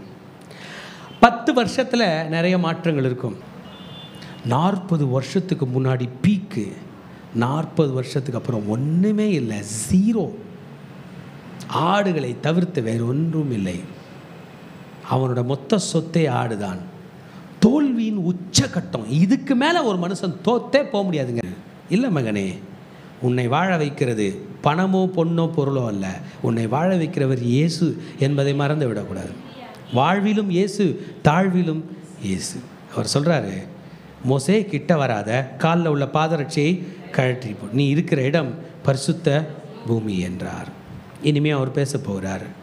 நான் ஆபிரகாமின் தேவனும் ஈசாக்கின் தேவனும் யாக்கோபின் தேவனுமாய். ஆமென். இந்த சத்தம் ஏற்கனவே கேட்டிருக்கான். யாக்கோபின் தேவன், ஈசாக்கின் தேவன், யாக்கோபின் தேவன். இதை கேட்டதுமே மூஞ்சியில் முக்காடு போட்டுக்கிறான். ஏன் தெரியுமா? நான் தகுதி இல்லை ஆண்டவரே, என்கிட்ட நீங்கள் பேசாதீங்க, எனக்கு தெரியும் என்னை எதுக்கு அழைச்சிங்கன்னு, நான் தகுதி இல்லை. முகத்திலே முக்காடு போட்டுக்கொள்கிறான். பயந்துட்டான். தேவனை நோக்கி பார்க்க பயந்ததினால். நம்மள நிறைய பேர் இன்றைக்கி ஆண்டவர் வந்து நம்மளை கூப்பிட்டாருன்னா கண்டிப்பாக துணியை மேலே மூடிக்குவோன்னு நினைக்கிறேன். எனக்கு பயமாக இருக்குது, என்னை கூப்பிடாதீங்க, ஆடு மேய்ச்சிட்டு அப்படியே செத்து போகிறேன். ஆமேன். 40 வருஷம் கழிச்சு அதே பழைய டாபிக் பேச போகிறார். என் ஜனத்தின் சத்தத்தை கேட்குறேன். சாமி, எனக்கு 80 வயசு ஆயிடுச்சு சாமி. வேறு யாருன்னா 20 வயசு 30 வயசில் எகிப்திலேயே தேடு சாமி, என்னை விட்டுற சாமின்னு தான் நான் சொல்லியிருப்பேன். 80 வயசு ஆச்சு சாமி. லைஃப்பில் தோத்தவன்லே ஒஸ்ட்டாக தோத்தவன் நான் தான். சாகிறதுக்கு கூட தகுதி இல்லாதவன் நான் தான். என் கையில் ஏன் அதை பற்றி பேசுகிறீங்க? அவர் ஃபுல்லாக அவரோட இந்த ஒரு வசனம் அவனை நிலை கொலைய பண்ணியிருக்கும். எகிப்தில் இருக்கிற என் ஜனத்தின் உபகத்தை நான் பார்த்து ஆலோட்டிகள் நிமித்தம் அவர்கள் இடுகிற கூக்குரலை கேட்டேன், அவர்கள் படுகிற வேதனைகளையும் அறிந்திருக்கிறேன். நெஞ்சிலே குத்துறாமல் இருக்கும். ஏன்னா போன அதிகாரத்தில் தான் அவன் பார்க்க போனா ஒரு ஆளோட்டி, எகிப்தியனாகி ஆளோட்டி இஸ்ரவேலனை அடிப்பதை பார்த்து வெகுண்டு எழுந்து அந்த எகிப்தியனை வெட்டி மண்ணிலே புதைத்தான். இன்னைக்கு எகிப்து பேர் கேட்கும் போதே கொலை நடுக்குது. ஐயோ, முடியுமா? 20 வருஷத்துக்கு முன்னாடி நீங்கள் செய்ததை இன்னைக்கு செய்ய முடியுமா? ஏன் 5 வருஷத்துக்கு முன்னாடி எதை சாதிச்சிங்களோ அதை பண்ண முடியுமா? இன்றைக்கு 80 வயது ஆகிறது. வாக்கு வல்லவனும் இல்லை, எந்த சாஸ்திரமும் இல்லை, எல்லாவற்றையும் மறந்து போனார்கள். மறந்து போனான். கர்த்தர் அவனை பார்த்து சொல்லுகிறார், 40 வயதில் உன்னை அழைத்த அழைப்பு தான் இந்த 80வது அழைப்பிலும் 80வது வயதிலும் அழைக்கிறேன். பலத்தினால் அல்ல, பராக்கிரமத்தினால் அல்ல, என் ஆவியினாலே ஆகும் என்று சொல்லுகிறார். இயேசு கிறிஸ்து இந்த பூமியில் இருக்கும்போது சொன்னார், மாமிசமானது ஒன்றுக்கும் உதவாது, ஆவியே உயிர்ப்பிக்கிறது. மகனே, உன் பலத்தில் எழுந்தவைகளை ஆவியில் நீ மேற்கொள்ள முடியும். உன்னால் ஆவியில் மேற்கொள்ள முடியும். ஒரு இன்டர்வியூக்கு போகும்போது, ஒரு வேலைக்கு போகும்போது, ஒரு எக்ஸாமுக்கு போகும்போது, அது உங்களை வீழ்த்த முற்படும்போது நீங்கள் கண்டிப்பாக அங்கே தேவனை அழைக்க வேண்டும். நீங்கள் ஸ்தோத்திர பலியாவது படித்து ஜெபமாவது பண்ணி கர்த்தரை அங்கே அழைக்க வேண்டும். பலத்தினால் அல்ல, பராக்கிரமத்தினால் அல்ல, தேவ ஆவினால் இது ஆக போகிறது. அதே காலிங், சேம் ரெப்ரசன்டேஷன். அவர்களை எகிப்தியரின் கையிலே விடுதலையாக்கவும், அவர்களை கானானில் கொண்டு போய் சேர்க்கவும் இறங்கினேன் என்றார். நான் இறங்கி வந்திருக்கேன். மோசேக்கு ஒரே சந்தோஷம், ஆண்டவரே ரொம்ப தேங்க்ஸு, நான் மிஸ் பண்ணிட்டேன், நீங்களே வந்து செய்கிறீங்களே, நன்றி. அவர்கள் கூக்குரலின் சந்நிதியில் எட்டினது என்று 3ஆம் அதிகாரம் 9ஆம் வசனத்தில் சொல்லுகிறார். 10ஆம் வசனத்தில் என்ன சொல்ல போகிறார் என்றால், மோசே சற்றும் எதிர்பாராத ஒன்று, நீ இஸ்ரவேல் புத்திரராகிய என் ஜனத்தை எகிப்திலிருந்து அழைத்து வரும்போது உன்னை பார்வோனிடத்தில் அனுப்புவேன், வா என்கிறார். இது முடியாத ஒரு விஷயம். நீ எந்த காலேஜில் ஃபெயில் ஆனியோ அந்த காலேஜில் போய் உன்னை தான் ப்ரொஃபஸர் ஆக்க போகிறேன், எக்ஸாம் எழுத போகணும் போது நம்ம தான் ஃபஸ்ட்டு தலை தெறிக்க ஓடுவோம். நான் வரவே மாட்டேன் ஆண்டவரே, வரவே மாட்டேன், என்னை விட்டுற ஆண்டவரே. எந்த கம்பெனியில் உனக்கு வேலை இல்லைன்னு உன்னை வெளியே துரத்துனாங்களோ, அசிங்கப்பட்டு வந்தியோ, அந்த கம்பெனிக்கு போ, அந்த மேனேஜரை பாருனா நம்ம யோனா மாதிரி தர்ஷீஸ்க்கு கப்பல் ஏறி போயிடும். நீ பயப்படுகிற இடத்திற்கு உன்னை அனுப்புவேன், வா. நீ தோல்வி கண்ட இடத்துக்கு உன்னை அனுப்புவேன், வா. என் ஜனத்தை எகிப்திலிருந்து அழைப்பும்படி உன்னை பார்வோன் இடத்துக்கு அனுப்புவேன், வா. கொஞ்சம் யோசிச்சு பாருங்களேன். அன்னைய உடம்புன இன்னைக்கு கையில் கோல், தடி. அவரோட டீம் யார் தெரியுமா? வெறும் ஆடு. ஒரே வார்த்தையில் சொன்னான், நான் எம்மாத்திரம். Who am I that I should go unto Pharaoh? பார்வோனா மோசேயானா பா. அந்த லாஸ்ட் ஸ்லைடு இருக்கும், போடுங்க. பார்வோன மோசேயானா அவன் பயங்கரமானவன். எல்லா ஞானமும் எகிப்தில் தான் இருக்குது, எல்லா சாஸ்திரமும் எகிப்தில் தான் இருக்குது, எல்லா விஞ்ஞானமும் எகிப்தில் தான் இருக்குது. ஆனால் ஆண்டவர் நீ போ, நான் வருகிறேன் என்று சொல்கிறார். 12ஆம் வசனத்திலே 3ஆம் அதிகாரம் யாத்திரையாகமத்தில், நான் உன்னோட இருப்பேன், நீ ஜனத்தை எகிப்திலிருந்து அழைத்து வந்த பின் நீங்கள் இந்த மலையிலே தேவனுக்கு ஆராதனை செய்வீர்கள், நான் உன்னை அனுப்பினேன் என்பதற்கு இதுவே அடையாளம். ஆமேன். நான் தான் உன்னை அமிச்சம்பா, இதான் அடையாளம். ஆச்சரியமாக இருக்குது. ஆனால் நம்ம மோசே போக போகிறது இல்லைங்க. அவர் ஆண்டவர்களை ரொம்ப பார்கெயின் பண்ண போகிறார். ஆண்டவரே நான் போல, நான் போனால் ஜனங்க செவி கொடுக்க மாட்டாங்க. சும்மா திங்க் பண்ணி பாருங்களேன். மோசே அங்கே போயிட்டார். கர்த்தர் என்னை சந்தித்தார்னும் போது உன் பேர் நான்ப்பான்னு கேட்பாங்க. என் பேர் மோசேனா? டே எவ்வளோ திட்டுவாங்கல்ல. உங்கள் அம்மா டெத்துக்கு கூட வரலையடா, நீ எகிப்திலேருந்து எங்களை காப்பாற்றுவேன்னு சொன்னாங்களே, நீ கொலை கைதி இல்லைடா சொல்லுவாங்களா? சொல்ல மாட்டாங்க. இஸ்ரவேலர்கள் செவி கொடுக்க மாட்டார்கள். இஸ்ரவேலரே பிடிச்சிட்டு போய் அவங்க கையில் கொடுத்துருவாங்க, பார்வோன் கையில். பார்வோனோட ரெக்கார்டில் கர்த்தர் உனக்கு தரிசனமாகவில்லை என்று சொல்லுவார்கள். அந்த நேரத்தில் சொல்லுகிறார், உன் கையில் என்ன சொல்லுங்க. 2ஆம் வசனம், யாத்திராகமம் 4ஆம் அதிகாரம் 2ஆம் வசனம். கர்த்தர் அவனை நோக்கி உன் கையில் என்ன இருக்கிறது என்றார். ஒரு கோல் என்றார். அவ்வளோதாங்க, வேற ஒன்றுமே இல்லை. அந்த கோல் எடுங்க பிரதர், அந்த கோல் எடுங்க, அந்த கோல் எடுப்பு. உன் கையில் என்ன இருக்குது? அவ்வளோதான். இதுதான். ₹1 நோட்டு கூட இல்லை. ஒரு மோந்திரம் கூட இல்லை, ஒரே ஒரு கோல். உன் கையில் என்ன இருக்கிறது? ஒரு கோல். உனக்கு இருக்கிற இந்த கொஞ்சம் பலத்தோட போ. எக்ஸ்ட்ரா பலம் இல்லைன்னு கவலைப்படாதீங்க. உங்களுக்கு இருக்கிற பலனே போதும். உங்களை அடிமைத்தனத்திலிருந்து கர்த்தர் காப்பாற்ற வல்லவராக இருக்கிறார். நீங்கள் மாத்திரமல்ல, மற்றவர்களையும் காப்பாற்ற வல்லமை உள்ளவராக இருக்கிறார். ஆமேன். இன்றைய செய்தியினுடைய தலைப்பே அதுதான், தேவனுடைய கோல். நம்மை நடத்தும் தேவனுடைய கோல். The staff of God that leads us. நம்மை நடத்தும் தேவனுடைய கோல். ஆமேன். நம்மளும் ஆளாளுக்கு ஒரு கோல் எடுத்துகிட்டு கிளம்பலாமா? இன்னைய டெக்னாலஜியில் போகும்போது எல்லாருக்கும் ஒரு கோல் தரேன், இதை காட்டுங்க. நோ, இன்றைக்கி நம்ம கையில் ஒரு கோல் இருக்குது, அதான் இது. எத்தனை பேர் விசுவாசிக்கிறீங்க? உங்கள் கையில் எடுத்துக்கொண்டு சொல்லுங்கள், இது என் தேவனால் என் கையில் கொடுக்கப்பட்ட கோல். உன் கையில் என்ன இருக்கிறது? ஒரு கோல். இந்த கோல் பவரை குறிக்கிறது, அத்தாரிட்டி. ஒரு கோல் என்கிறான். நீங்கள் நிறைய பேர் பைபிள் எடுத்துகிட்டு வந்தீங்களா இல்லையான்னு தெரில. பைபிள் இல்லாமல் நம்ம சாதிக்க முடியாது என்பதை காட்டுகிறது. உலக ஞானத்தை காட்டிலும் கர்த்தருடைய ஞானம் பெரிதாக இருக்குது. கிளம்பிட்டாருங்க மோசே. இன்றைய நம்முடைய தியானம் 7th சாப்டரில் தான். நான் நிறைய நேரம் பேச போகிறதில்ல. இன்ட்ரடக்ஷனை முடிச்சுட்டு இப்போ ஆழமாக பார்த்து நம்ம முடிச்சிடுவோம். மோசேவை நம்புறதுக்கு இஸ்ரவேலர்கள் யாரும் ரெடியாக இல்லை. ஏன்னா ஏற்கனவே டோட்டல் ஃபெயிலியர். உன்னை நம்பி கழுத்து அறுந்தது போதும்டா. மோசையை நம்பி வேற ஒருத்தர் வரப்போகிறாரு. அது அவங்க அண்ணன் ஆரோன். மோசேக்கு 80 வயசுனா அவங்க அண்ணனுக்கு 83 வயசு. என்ன அவருக்கு என்ன வயசு? 81 வயசு. சரி, அண்ணனாவது ஏதாவது வச்சுக்கிறாரான்னு பார்த்தா அவரும் ஒரே ஒரு கோல் தான் எடுத்துகிட்டு வர்றாரு. அவர் கேட்டிருப்பார், 40 வருஷத்துக்கு முன்னாடி ஓடி போனியே, என்னடா சேர்த்த? ஒரு கோல் தானா? சரி, மோசே கேட்டிருப்பார், அண்ணா நீ 40 வருஷமாக எகிப்தில் வேலை செஞ்சிய, சுமந்திய, நீனா வச்சுக்கிற, நானும் ஒரே ஒரு கோல் தான்டா.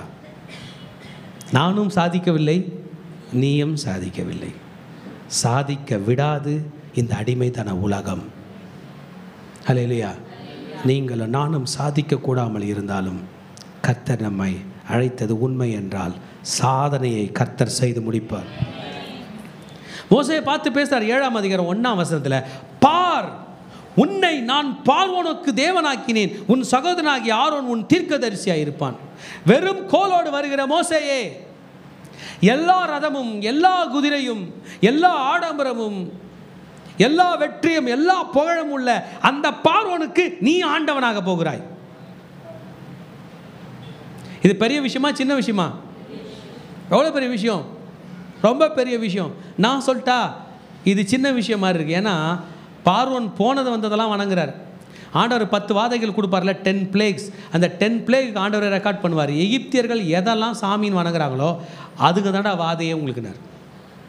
தவளையை அனுப்புனார், தவளை கொட்டான். ஃப்ராக் அனுப்புனார், அதை பார்வோன் என்ன பண்ணான்? வணங்குறான். வெட்டுக்கிளியை வணங்குறான், கல்மழையை வணங்குறான், நைல் நதியை வணங்குறான். தவளையை வணங்குற பார்வோன் மோசையை வணங்க மாட்டானா? உன்னைக்கும் ஒரு சிலை போட்டு வணங்கிட்டு போயிடறேன்னு வணங்கி போவான். ஆண்டவர் சொல்கிறாரு, இந்த பார்வோன் எதையும் கடினப்படுத்திட்டான், என்ன வணங்க மாட்டேன்றான், உன்னை வணங்கட்டும் போ. கொஞ்சம் திங்க் பண்ணுங்க. ஆடு மேய்க்கிறவன், அமெரிக்கா மாதிரி டெவலப்டு நாடு, அன்னைய காலகட்டத்தில் அந்த நாட்டு மன்னன் கையில் பர்மிஷன் வாங்கி போகிறதே பெரிய விஷயம். போய் என் ஜனத்தை விடுதலையாக்குன்னு சொல்லணுன்னா எவ்வளோ போல்ட்னஸ் இருக்கணும். இந்த வார்த்தைக்கு அவங்க ஸ்பாட்லேயே கொலை செய்யப்பட வேண்டும். ஆனால் மோசே கோபத்தின் வழியில், அராஜகத்தின் வழியில் போக போகிறதில்ல, கிரேஸ்ஃபுல்லாக பேச போகிறார். இஸ்ரவேலின் தேவன் எங்களை சந்தித்தார், அவர் உன்னிடம் இந்த ஜனத்தை விடுதலையாகும்படி சொன்னார் என்று கர்த்தர் சொல்லுகிறார். பாருங்கள், யாத்திராகமம் 5:1. பின்பு மோசே ஆரோன் பார்வோனிடத்தில் போய், இஸ்ரவேலின் தேவனாகிய கர்த்தர் வனாந்திரத்தில் எனக்கு பண்டிகை கொண்டாடும் என் ஜனங்களை போக விட வேண்டும் என்று சொல்லுகிறார். நான் சொல்கிறேன் அனுப்புன்னு சொல்ல. அதுக்கு அவன் சொன்ன பதில் பாருங்க, 2ஆம் வசனம், யாத்திராகமம் 5. அதற்கு பார்வோன், நான் இஸ்ரவேலை போக விட கர்த்தரின் வார்த்தை கேட்கிறதுக்கு அவர் யார்? நான் கர்த்தரை அறியேன், நான் இஸ்ரவேலை போக விடுவது இல்லை. உலகத்தில் போய் எந்த வார்த்தையை நீங்கள் சொன்னீங்கன்னா உங்களுக்கு சுத்தமாக மரியாதை கிடைக்காதோ அந்த வார்த்தையை அவர் பேசுகிறார். என் கர்த்தர் சொல்லுகிறார், எனக்கு ஒரு வேலை கொடு, நீங்கள் போனீங்கன்னா உங்களை விட்டுருவாங்க, கர்த்தரை குறை சொல்லுவாங்க. நம்ம என்ன பண்ணுவோம், அவங்கள பார்த்துட்டு கர்த்தரை தேடாமல் போயிடுவோம். இல்லை, கர்த்தர் சொன்னார்னா சொன்னது தான். ஆமென். ஆண்டவர் சொன்னதை செய்ய போகிறார். கையில் என்னத்தை கொடுத்து அனுப்பியிருக்கிறார்? ஆரோன் கையில் என்ன இருக்குது? மோசே கையில் என்ன இருக்குது? கோல். நம்ம கையில் என்ன இருக்குது? ஏன் சொல்லுங்கள், ஆண்டவருடைய வார்த்தை என்கிற கோல் கையில் எடுத்துக்குங்க. கர்த்தர் என்னை ஆசீர்வதிப்பது உண்மை. கர்த்தர் என்னை பார்வோனுக்கே ஆண்டவனாக்குகிறது உண்மை. திருச்சபையே, ஒரு வசனத்தை நம்மலாம் நம்பணும். உலகத்தின் பிள்ளைகளை காட்டிலும் தேவனுடைய பிள்ளைகள் 10 மடங்கு சாமர்த்தியசாலிகளாக இருப்பார்கள். அங்கே போனால் ஃபஸ்ட்டு மிரக்கல், அந்த பார்வோன் கேட்குறான், உங்கள் ஆண்டவர் தான் பெரியவர்னு காட்டுங்க அப்படின்னும் பொழுது அவங்க காட்டுறாங்க. என்ன காட்டுறாங்க பாருங்க, ஒரு அற்புதங்களை காட்டுங்கள் என்று சொல்லுகிறான். உடனே ஆரோன் தன் கோலை போடுகிறான். லிசன் பண்ணுங்க, ஆரோன் தன் கோல் சர்ப்பமாயிட்டான். 7ஆம் அதிகாரம் 10ஆம் வசனம். மோசேயும் ஆரோனும் பார்வோனிடத்தில் போய் கர்த்தர் தங்களுக்கு கட்டளையிட்டபடி செய்தார்கள். ஆரோன் பார்வோனுக்கு முன்பாக, அவன் ஊழியக்காரருக்கு முன்பாக தன் கோலை போட்டான். அது சர்ப்பமாயிற்று. கோல்னா ஆயிடுச்சான், சர்ப்பம். உடனே பார்வோன், இவ்வளோ அற்புதம் செய்றீங்களே, நான் அனுப்பிடுறேன், கர்த்தரே தேவன் என்று சொல்லுவான்னு பார்த்தா அவன் கேர் பண்ணல. அவன் பண்ணதை நீங்கள் பாருங்கள். அப்பொழுது பார்வோன், விரல் விடுங்க, சாஸ்திரிகளையும் சூனியக்காரர்களையும் அழைப்பித்தான். எகிப்தின் மந்திரவாதிகளும் தங்கள் மந்திர வித்தையினால் அப்படி செய்தார்கள். இங்கே பாருங்கள், 3 பேர் வராங்க. சாஸ்திரிகள், இங்கிலீஷ் வசனம் சொல்லுது வாய்ஸ் மேன், அப்போனா சயின்டிஸ்ட்டை கூப்பிட்டுக்கிறான். செகண்ட் சூனியக்காரர், டார்க் வேர்ல்டுலேருந்து பிளாக் மேஜிக் பண்ணுறவங்க, அவங்கள கூப்பிட்டுக்கிறான். எல்லாம் அப்சர்வேஷன் பண்ணுகிறாங்க. கோல் பாம்பாவதா? நாங்களாம் மந்திரத்திலே மாங்காய் காய்க்க வைக்கிற ஊரில் நீ கோல் பாம்பாக்குறியா? பிரிங் தம் அப். யார் பண்ணுறாங்க? சயின்டிஸ்ட் ரிசர்ச் பண்ணுறான், இது என்ன சயின்ஸில் வருதுன்னு நிறுத்திட்டான். சூனியக்காரனை கூப்பிட்டுருக்கான். டார்க் வேர்ல்டில் எந்த ஆவி இவனுக்கு சப்போர்ட் பண்ணுதுன்னு செக் பண்ணுறான். மந்திரவாதிகள் வந்து அவங்களும் கோலை போட்டாங்க. என்ன பண்ணுறாங்க?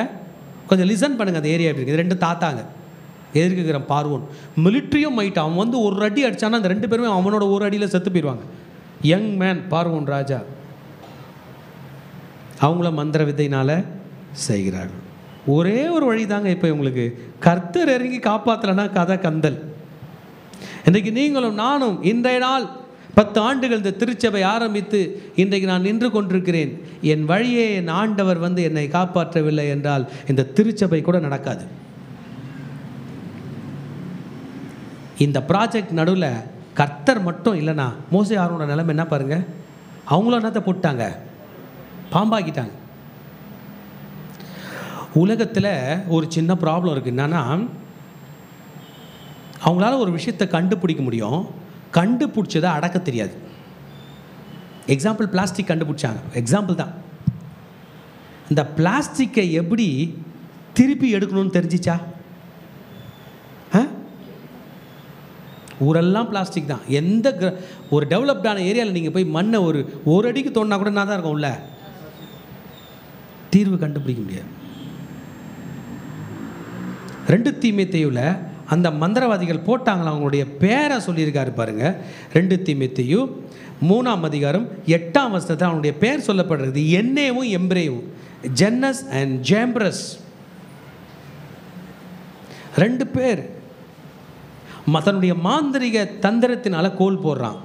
மறந்துடாதீங்க, அந்த மந்திரவாதி போட்ட கோல் பாம்பாவதில் அந்த பாம்பை திரும்பி அவனால் கோல் ஆக்க முடியாது. புரிஞ்சுங்க, ப்ராப்ளம் கிரியேட் பண்ண முடியும், தீர்வு காண முடியாது. நிறைய பேர் சொல்கிறாங்க இந்த கொரோனான்ற வைரஸ் வந்து மனிதனால் கண்டுபிடிக்கப்பட்டது, மனிதனால் தொத்த விடப்பட்டது. அதை விடுறதுக்கு முன்னாடி அது கடிச்சா மனுஷனை காப்பாற்றுறதுக்கு மருந்து கண்டுபிடிச்சிட்டுல விடணும். கண்டுபிடிக்கல பாருங்கள். பிரச்சனை பண்ணுறவங்களுக்கு தீர்வு பண்ண தெரியாது. இன்றைக்கு வரைக்கும் பூமியில் பிரச்சனைக்கு தீர்வு இயேசுவின் ரத்தம் மட்டுமே கொடுக்கிறது.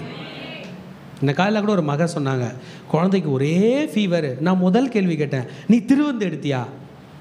இல்லையா, அவர் லேட்டாக வர்றார். வந்தாண்டம்மா, இது உனக்காக பிற்கப்படுகிற இயேசுவின் சரி, இது உனக்காக சிந்தப்படுகிற இயேசுவின்.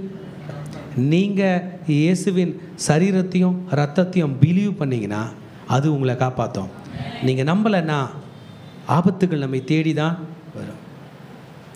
இந்த ஆரோனுடைய கோல் மட்டும் திரும்பி சர்ப்பமாக மாறும். அவங்களுக்கு தெரியும் சர்ப்பத்தினுடைய வால் என்ன பண்ணோம், பிடிக்கணும். பிடிச்சான்னா ஆகும், கோல் ஆகும். இந்த ஆரோனுடைய கோலாக இருந்த சர்ப்பம் போய் எல்லா சர்ப்பங்களையும் விழுங்கிவிட்டு இவன் கையில் வந்து கோலானது. ஹல்லேலூயா. First miracle. ஜெபிக்கிற மகனே, உன் வாழ்க்கையில் நேச்சுரலாக ஏதாவது நடக்கணும்னா நீ போ. அற்புதம் நடக்க வேண்டும் என்றால் இன்னைக்கு கையை தூக்கி உயர்த்துங்க. எனக்கு அற்புதம் நடக்க வேண்டும் என்று சொல்லுங்க. இயேசுவின் நாமத்தினால மோசேயோட வாழ்க்கையில் கையை தூக்குங்க. ஆரோனுடைய வாழ்க்கையில் அற்புதம் நடந்தது போல என் வாழ்க்கையில் அற்புதம் நடக்க வேண்டும். கர்த்தர் என்னை கைவிடவில்லை என்பதை நான் காண வேண்டும். ஹல்லேலூயா. ஆச்சரியமாக இருக்குங்க, எக்ஸலண்ட்டாக இருக்குது. இன்றைக்கி இதை பற்றி தான் மட்டும் படிக்க போகிறோம். கர்த்தர் நம்மை ஆசீர்வதிப்பது உண்மை. நாம் கர்த்தரோடு கூட நெருங்கி ஜீவிப்பதும் உண்மை. நாம் கர்த்தரை விட போவதே இல்லை. எத்தனை பேர் இன்றைக்கு கர்த்தரை உறுதியாக பிடித்து கொள்ள போகிறீங்க? God explained his plan. மோசே, ஆரோன், நீங்கள் கோல் எடுத்துகிட்டு போகிறீங்க, பார்வோனை ஜெயிக்க போகிறீங்க. இன்றைக்கி ஆண்டவர் தம்முடைய பிளானை கொடுக்குறாரு. என் மகனே, நீ என்னுடைய கோலை எடுத்துக்கொள்ள போக போகிறாய். பார்வோனை ஜெயிக்க போகிறாய். இந்த உலகத்தை ஜெயிக்க போகிறாய். எத்தனை பேர் விசுவாசிக்கிறீங்க?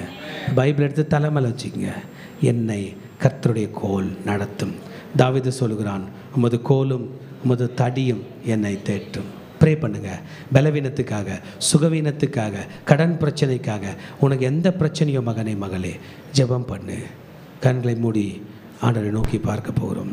கர்த்தர் இன்றைக்கு நம்மை பலப்படுத்த போகிறார். ஷீதாலா காதாரபா ஷீதாலாபா காதாரபா ராதாலாபா காதாரபா ராதாலாபா ஷேதேரே பேரே தேரே பேரே தேரே பேரே தேரே பேரே கரபாரபா ரபா ஒரே ரே பேரே கேதேரே பேரே கேதே. This is an affirmation today. கர்த்தர் இன்றைக்கு நம்ம அனைவருக்கும் உறுதி கொடுக்கிறார். உன் கையில் இருக்கிற கோல் போதும். உன் கையில் என்ன இருக்கிறது? அப்பா, உன் பைபிள் மட்டும்தான்ப்பா இருக்கு. என் கையில் உன் பேங்க் பேலன்ஸ் கூட இல்லையா? சத்தியமாக இல்லை ஆண்டவரே. நீ இவ்வளோ நாள் 40 வருஷம் என்ன தாண்டா பண்ண? ஒரே ஒரு கோல் தான் ஆண்டவரே. என்கிட்ட பலம் கூட இல்லை ஆண்டவரே. 40 வருஷத்துக்கு முன்னாடி பலமாக இருந்தது. இன்னைக்கு படுத்தா எழுந்துக்க முடியவில்லை ஆண்டவரே. பலவீனப்பட்டிருக்கிறேன். ஆனாலும் கர்த்தர் அஃபர்மேஷன் கொடுக்கிறார். மோசே உனக்கு 80 வயது, ஆரோன் 83 வயது. நான் உன்னோட கூட இருக்கிறேன். அருமையான மகனல்லவோ, எனக்கு பிரியமான பிள்ளை அல்லவோ, உன்னை நான் இன்னும் நினைக்கிறேன், உன்னை நான் இன்றும் நினைக்கிறேன், உனக்காக என் இதயம் ஏங்குகின்றது, உனக்காக என் இதயம் ஏங்குகின்றது. யாக்கோபே நீ வேரூன்றுவாய், யாக்கோபே வேதத்தை கையில் வைத்துக்கொண்டு நீ வேரூன்றுவாய், பூத்து குலுங்கிடுவாய், காய்த்து கனி தருவாய், பூத்து குலுங்கிடுவாய், காய்த்து கனி தருவாய், பூமியெல்லாம் நிரப்பிடுவாய், இந்த பூமியெல்லாம் நிரப்பிடுவாய். என் மகனே, என் மகனே நீ வேரூன்றுவாய், என் மகளே நீ வேரூன்றுவாய், என் மகளே, என் மகளே நீ வேரூன்றுவாய், என் மகளே நீ வேரூன்றுவாய், என் மகளே நீ வேரூன்றுவாய். ஹோரதெலே பெரேதெலே கேதேனே ஷாரிதரா, ஓரேதேனே பெகேதேனே பதலரா. நன்றி சொல்லுகிறோம்.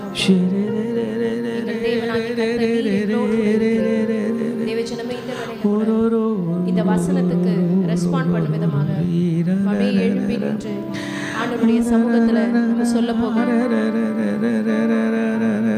நம்முடைய வேத புஸ்தகத்தை நம்ம கையில் எடுத்துக்கொள்ள போகிறோம். யாத்திராகம் 7:9 சொல்லுகிறது, உங்கள் பட்சத்திற்கு ஒரு அற்புதம் காட்டுங்கள் என்று பார்வோன் உங்களோட சொன்னால், அப்பொழுது நீ ஆரோனை நோக்கி உன் கோலை எடுத்து அதை பார்வோனுக்கு முன்பாக போடு என்பாயாக, அது சர்ப்பமாகும் என்றார். இன்றைக்கும் கர்த்தருடைய வேத வசனம் தான் நம்முடைய கையில் இருக்கிற கோல். இந்த கோலை கொண்டுதான் கர்த்தர் நம்ம மத்தியில பல அற்புதங்களை, பல அதிசயங்களை, பல அடையாளங்களை செய்ய போகிறார். அனைவரும் நம்முடைய கரத்தில் இருக்கிற வேதாகமத்தை நம்ம எடுத்துக்கொள்ள போகிறோம்.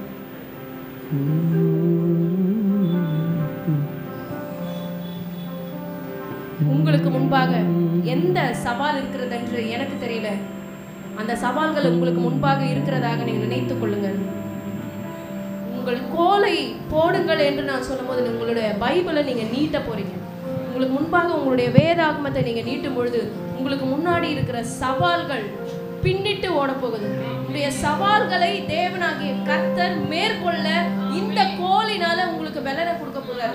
the right word, ஏற்ற வார்த்தையை கொடுத்து உங்களுடைய சவால்களை ஜெயிக்க கர்த்தர் உங்களுக்கு உதவி செய்ய போகிறார். நம்ம செய்ய போகிறோம். எல்லாரும் நம்முடைய வேதாகமத்தை நம்ம கையில் எடுத்து போகிறோம். விசுவாசத்தோடு இந்த prophetic act, இந்த தீர்க்க தரிசன செயலை நம்ம செய்ய போகிறோம்.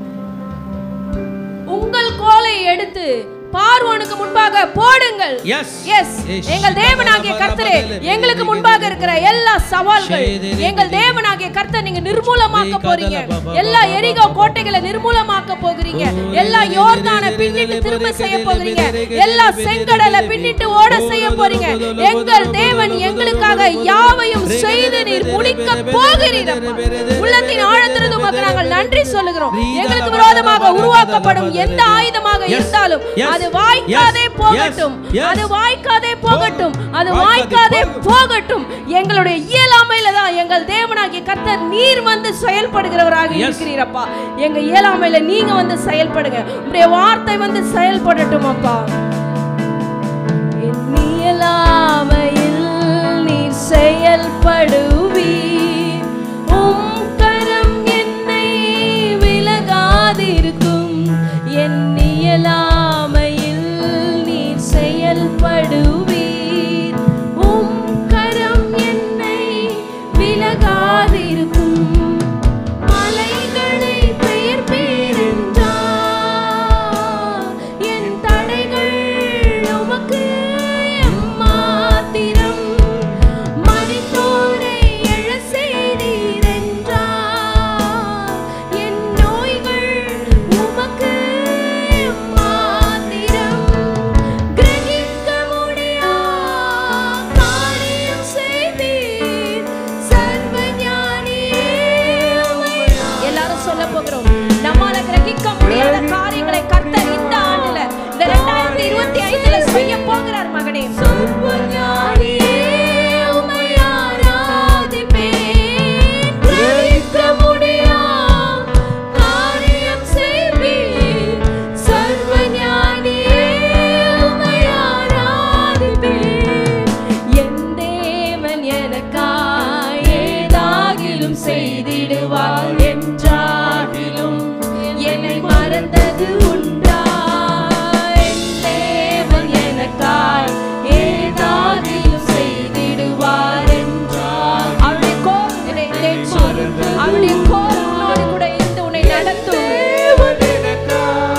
ஏதாகிலும் செய்திடுவார் என்றாகிலும் என்னை மறந்தது உண்டா?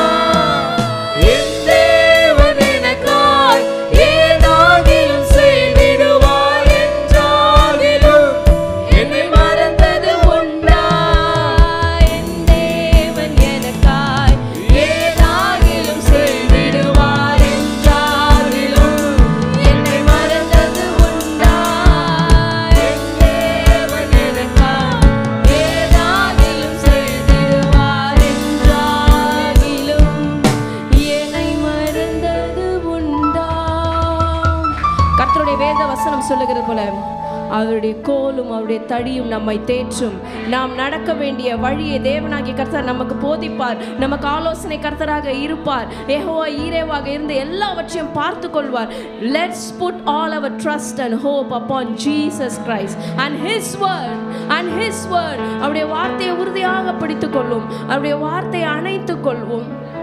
உடைய வார்த்தையின்படி நான் நடக்கிறேன் ஆண்டவரே, உடைய வார்த்தையை நான் படி நடக்கிறேன். உமக்கு நன்றி சொல்லுகிறோம் அப்பா. ஒரு நாளில் 45 நிமிடம் நம்ம வேதாகமத்தை படித்தோம்னால் 40 நாளில் பைபிளை படித்து முடிக்கலாம். அந்த சவாலை நீங்கள் ஏற்றுக்க ரெடியாக இருக்கீங்களா? உங்களுக்கு முன்னாடி இருக்கிற பிரச்சனையை நீங்கள் எப்படி ஜெயிக்க போகிறீங்க? கோல், அந்த கோல் உங்கள் கையில் இருக்கும் பொழுது தான் அந்த வெற்றியை கர்த்தர் கொடுக்க போகிறார். அந்த கோல் நீங்கள் ஓப்பன் பண்ணி நம்முடைய வேதாகமத்தில் இருக்கிற புதை பொருளை நீங்கள் படிக்க வேண்டும். இன்றைக்கு எல்லாரும் இந்த சேலஞ்சை நம்ம எடுத்துக்க போகிறோம். 40 நாளில் வேதாகமத்தை நம்ம படித்து முடிக்க இந்த சேலஞ்சை நம்ம எடுத்துக்கலாமா? ஜஸ்ட் 45 மினிட்ஸ் ஒரு நாளில் நம்ம படிக்க போகிறோம். பைபிளை நம்ம படித்து முடிக்க போகிறோம். நம்ம ஒரு உறுதிமொழி எடுக்க போகிறோங்க. நாங்கள் இன்றிலிருந்து 45 நிமிடம் வேதத்தை படித்து 40 நாளில் வேதத்தை படித்து முடிக்க போகிறோம். எங்கள் தேவனே எங்களுக்கு அந்த பலனை தருவீராக.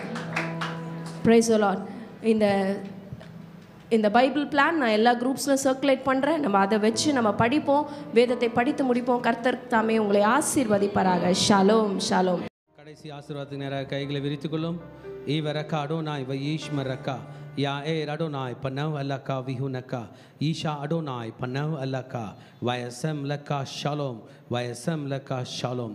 கர்த்தர் உன்னை ஆசீர்வதித்து காக்க கடவர். கர்த்தர் தன் முகத்தை மேல் பிரகாசிக்க பண்ணி உன்மேல் கிருபையாக இருக்க கடவர். கர்த்தர் தன் முகத்தை உன்மேல் பிரசன்னமாக்கி உனக்கு சமாதானம் கட்டளையிட கடவர். ஹல்லேலூயா ஹல்லேலூயா. அர்ச்சனம் என்னும் தலை சிராவை தலையிலே போட்டுக் கொள்கிறோம். செஸ்டில் நீதி என்னும் மார்க்கவசத்தை மார்பிலே தரித்துக் கொள்கிறோம். இடுப்பில் சத்தியம் என்னும் கச்சையை இழையிலே தரித்துக் கொள்கிறோம். காலில் சமாதானத்தின் சுவிசேஷத்திற்கு ஆயத்தம் என்னும் பாதரட்சியை கால்களில் தொடுத்துக் கொள்கிறோம். ரைட் ஹேண்ட் ஆவியின் பட்டயமாகிய வேதவசனத்தை கையில் எடுத்துக் கொள்கிறோம்.